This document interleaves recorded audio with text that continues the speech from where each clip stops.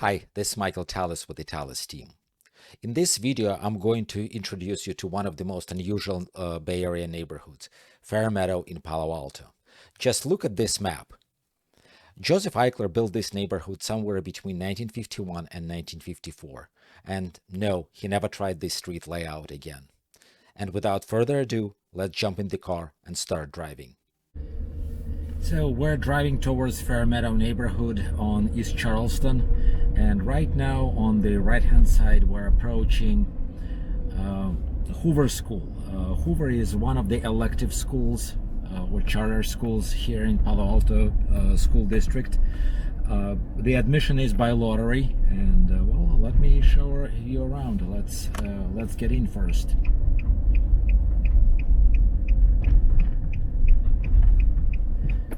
So the school is adjacent to Mitchell Park, and here on the left-hand side, this is the Fairmeadow neighborhood. But we're starting with the school first, and if you look down the alley, it's not, you cannot really drive through, but this way, if you walk on the walkway on the left-hand side, you would get to GLS Middle. And here you can see GLS athletic field, and on the right hand side, those are Hoover buildings.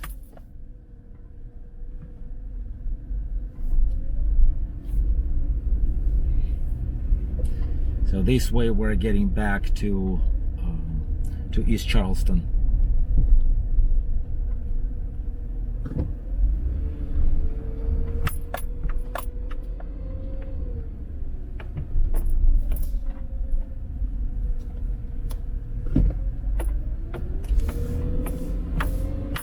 So turning right on East Charleston, and then we will enter Fairmeadow neighborhood.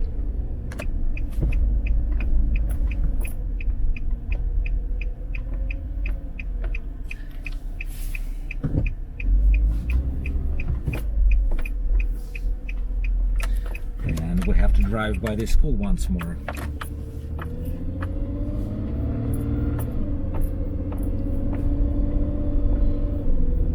So the next traffic light, we're turning on Carlson, and Carlson is, well, you will see the difference. It immediately starts to curve.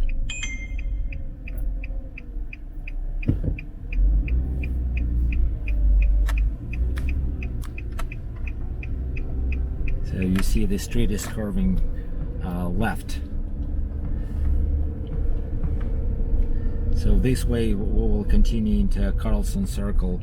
So this neighborhood was built starting in 1951 through about 1954. That's when the original Eichler homes were built here. And the homes were typically in the range of 1,100 square feet to about 1,400 square feet.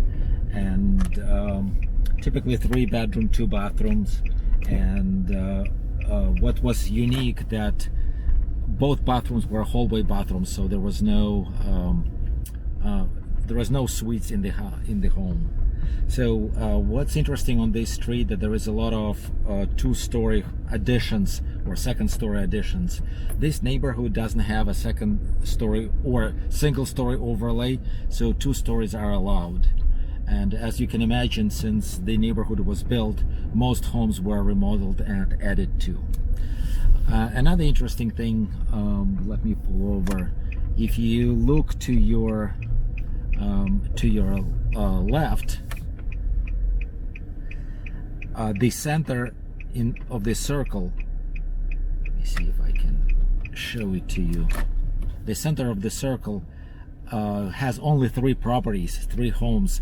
So this circle is divided into 120-degree segments, and there is 3 homes in the middle. So, well, back to the additions. So we see homes here as large as 2,500 square feet or even bigger. And the latest home, the last one that I'm aware of, was built just 2 years ago. and it's a modern home, and we will be driving by in a short while. So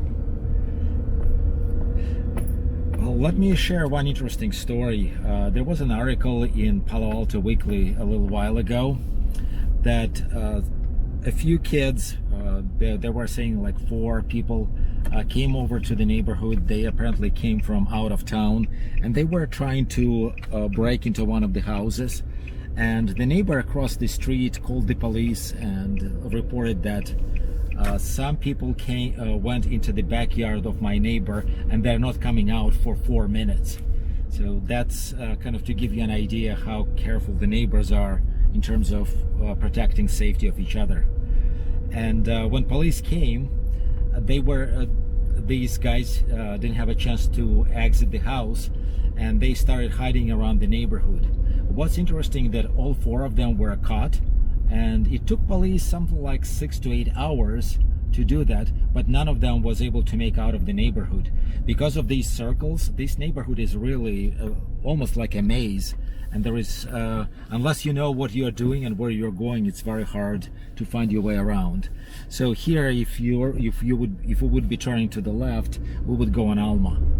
Literally, we're 1 block away from Alma here. So we're continuing on Starking Circle and turning left on Redwood Circle. And you see, even homes that look more or less original had a lot of upgrades. The new garage doors, different finishes. So here is, actually let me show you one more house. That's the house I was talking about, the latest addition to the neighborhood, built about 2 years ago, and you see that they're still maintaining the same modern style. And right next to it there is another original home with the 2nd-story addition. So this way we're continuing on Bryant. And Bryant, when we cross East Meadow, is a bike highway that is optimized for bicycle traffic towards, well, back and forth to the downtown. So some of the there is a couple places where cars cannot get through Bryant, and also there is a lot of traffic lights are optimized, don't allow cars to go on Bryant. Basically, that's the point. So let's turn right. We're in East Meadow, and what we see in front of us is Midtown. So from East Charleston, we're turning on South Court, and we're back into Fairmeadows. So South Court is a straight street in the rest of the city, but here it's yet another curve. And on the left-hand side, behind the homes, that's JLS Middle School.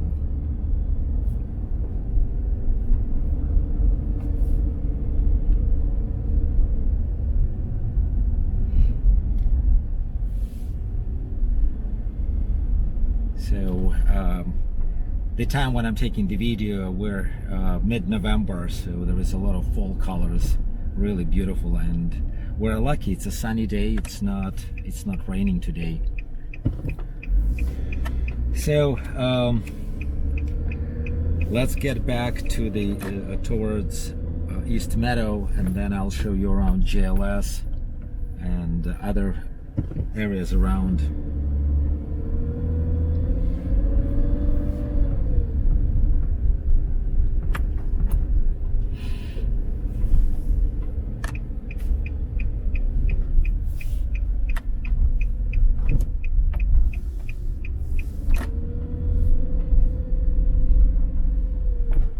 So this neighborhood remains pretty much single story, and it's really easy access from this neighborhood to Google, to Stanford, and definitely to places like Facebook, and pretty easy drive towards places like Apple Park It's actually a guest commute if you're going south from here.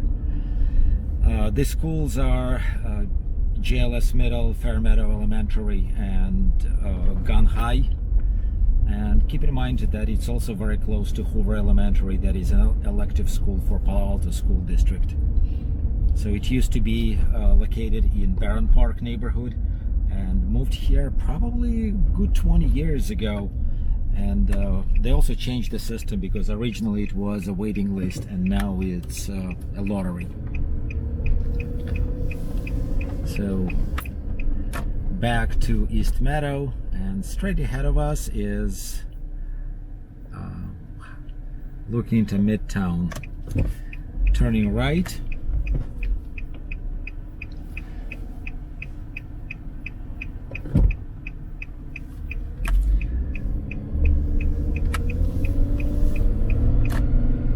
So GLS is one of three middle schools in Palo Alto. The new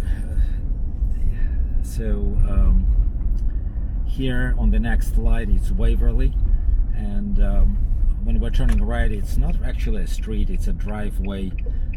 It looks like you can drive all the way through, but as I mentioned when we came into Hoover Elementary, that you can go all the way here from East Meadow to East Charleston.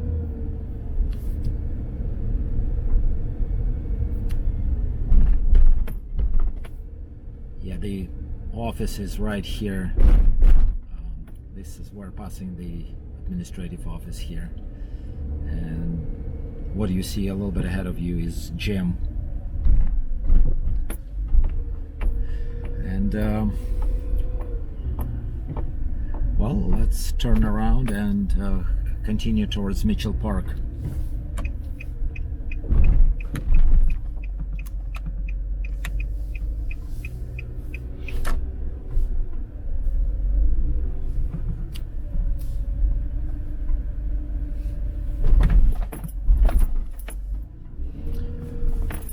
Back to the offices and back towards East Meadow.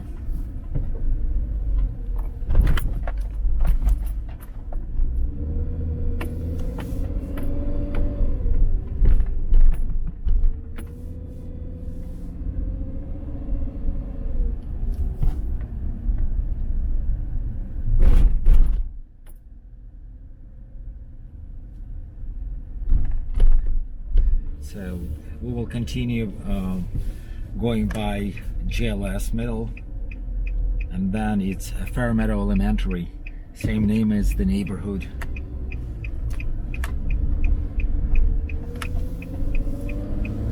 So this is still JLS Middle, and right after this driveway it's the start of Fairmeadow Elementary.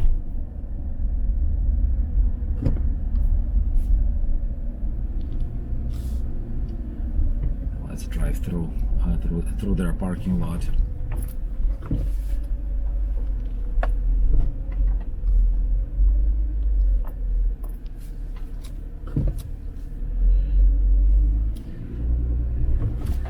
Yeah, after when the school is not in session, you can go into their playground, and right next door in Mitchell Park there is a number of playgrounds. Mitchell Park is one of the larger parks in Palo Alto. Has a huge green field where there is a lot of events, including for 4th of July. There is a chili cook-off that is run by Palo Alto firefighters.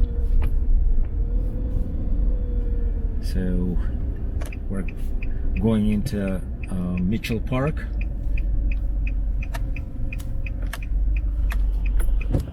So playgrounds are right here on our right hand side, right behind that fence. And then continuing down the green fields, and they're actually connected to GLS athletic field.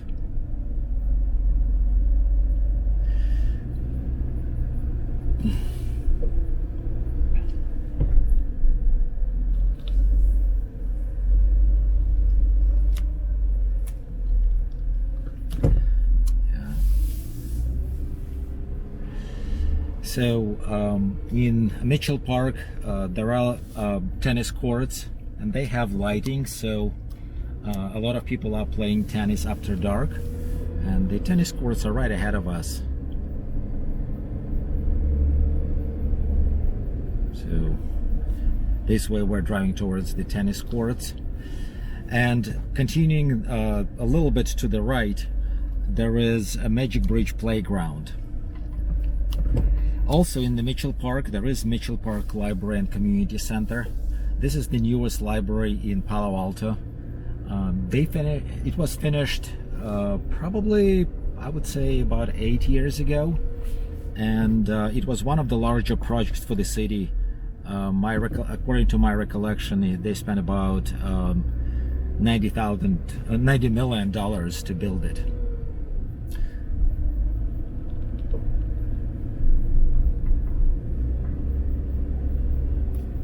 So now we're on Middlefield Road, and right next to this neighborhood there is Charleston Shopping Center. So let me show you what's happening there.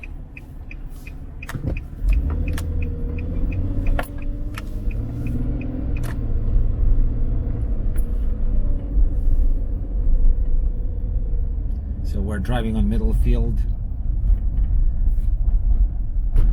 crossing Adobe Creek and Challenger School on our right, and continuing straight, we're getting into Charleston Shopping Center that is on the corner of Middlefield and East Charleston. Crossing is Charleston, and first right into the driveway is the shopping center. Cleaners, Pete's Coffee, Rojo's. Well, let me get into a little bit of shade, and hopefully we will be able to see it a little better. So Pete's Coffee, Rojo's Gourmet Wraps, Pet Food Express, Mountain Mike's Pizza, and the largest store here on the plaza is Piazza Fine Foods. So it's a small grocery chain, just 2 stores, owned by Piazza family. Yeah, this is number 2, store number 2. Store number 1 is located in San Mateo. And continuing through the plaza, Rick's Ice Cream, that was voted one of the, not one of, but the best ice cream in town for many years in a row. And Green Elephant Chinese restaurant, and then Subway and some other businesses. This is Michael Tallis with the Tallis team. Hope you enjoyed the tour. Hit the like button. Until next time.